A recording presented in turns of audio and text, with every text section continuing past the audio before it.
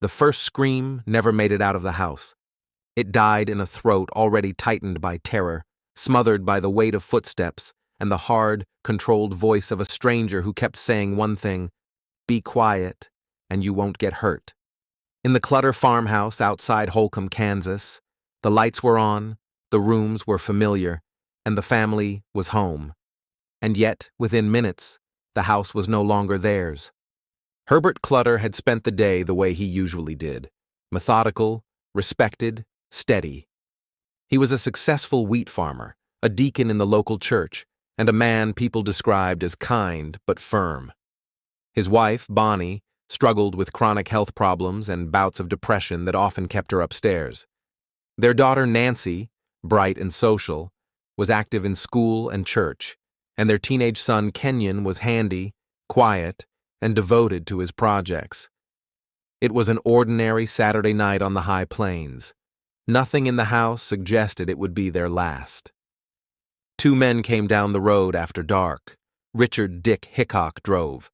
Perry Edward Smith sat beside him, smaller, intense, carrying a private anger that never seemed to leave his face. They had been in prison together. They had listened to a story from another inmate who claimed Herbert Clutter kept cash in a safe. The rumor was wrong, but the certainty of it had already done its damage. Hickok and Smith brought rope, tape, and a shotgun. They believed they were headed for easy money. They parked away from the house and walked in, moving with the confidence of men who had rehearsed the moment in their heads. Hickok knew the layout from talk and imagination. Perry carried the weapon. They entered and found Kenyon first, waking him, controlling him quickly. Then they went for Mr. Clutter, pulling him from his room, tying his hands. The men demanded the safe. Clutter told them there was no safe, no big stack of cash, no secret stash. Hickok didn't want to believe it. Perry watched, listening, eyes sharp, as if trying to decide whether the man was lying or simply too proud to admit it. They moved through the house with the family under their control. Nancy was awakened, terrified but trying to stay calm. Bonnie was upstairs, ill and vulnerable, and she was dragged into the same nightmare. The intruders used tape and rope, binding wrists and ankles, moving each victim into a different room as they searched. Drawers were opened, pockets were checked, cabinets were ransacked. The promise, money, kept slipping away. What happened next was not a robbery gone wrong in a sudden panic. It was a decision, made in the quiet spaces between questions, when the men realized there would be no payday. In the basement, Herbert Clutter was forced down and restrained. Perry Smith stood over him with the shotgun. Clutter had done what he could to cooperate. He had offered his wallet, his watch, anything he thought might satisfy them. It didn't matter. Perry cut his throat, and then fired, the blast tearing through the air of the basement. The sound did not stay contained. It traveled up through the floors and into the night. Upstairs, the killers moved room to room. Kenyon was bound in a basement utility area, separated from his father. He was shot at close range. Nancy was bound and placed in her room. She was shot. Bonnie was bound in her bedroom and shot. 4 gunshots, close and deliberate, ended 4 lives in a house that still looked, from the outside, like every other farmhouse on the edge of town. When the men left, they took only what they could find: a small amount of cash, a radio, binoculars, and a few personal items. It was not the score they expected. They drove away into the darkness, leaving the house silent behind them. The next morning, Nancy's friend Susan Kidwell came to the farmhouse, expecting to pick her up for church activities. The house didn't answer the way it should have. Another friend, Bobby Rupp, arrived. They went inside, calling out, confused, and then they found what no one in a town like Holcomb expects to see. The discovery brought neighbors running, then the sheriff, then investigators. The Clutters were known. They were not a family people imagined becoming victims.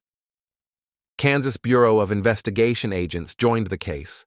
The crime scene was careful and brutal. Victims bound, no sign of forced entry, no clear motive beyond robbery. The lack of a safe became a cruel detail, an entire family dead for a rumor. Inside the house, investigators moved slowly, documenting everything. The bindings were tight and purposeful, not improvised. The phone lines had been cut. Footprints and tire marks were faint in the rural dirt, but the lack of forced entry suggested the killers had surprised their way inside, quickly controlling the family before anyone could call out. Neighbors who arrived early stood in the yard with their hands in their pockets, staring at the windows as if the house itself had betrayed them. Sheriff Earl Robinson and KBI agent Alvin Dewey became central to the hunt. They interviewed anyone who might have heard something: farmhands, friends, salesmen, church members. They tracked rumors, including the one that started it all, stories that Mr. Clutter kept large sums of cash. Bank records and family statements showed the truth. He didn't. The safe was a fiction that had traveled from a prison cell into a farmhouse. As the days passed with no arrest, fear settled into the town. Parents changed routines. Teenagers stopped driving aimlessly at night. Strangers were noticed immediately. Even people who had lived their whole lives without locking a door began checking windows twice. The Clutters had been stable, ordinary, respected. If it could happen to them, it could happen to anyone. A break came from inside the prison system. Floyd Wells, the inmate who had originally told Hickok about Clutter's supposed safe, heard about the murders and understood exactly what his words had set in motion. He came forward and told authorities that he had talked about Clutter's money to Hickok. Investigators traced Hickok and Smith, who had already fled across the country, spending and drifting. They were arrested in Las Vegas after a routine check connected a stolen car to their names. They were brought back to Kansas, interrogated separately. Hickok tried to shape the story to minimize his role. Perry, under pressure and haunted in his own way, eventually confessed to pulling the trigger. Hickok admitted being there and participating, even as he insisted he had not fired the shots. The evidence, rope, items taken from the house, the trail of travel, closed in around them. In court, the details were laid out in plain language: the bindings, the rooms, the gunshots, the lack of money, the cold choices that followed disappointment. The jury convicted both men of murder.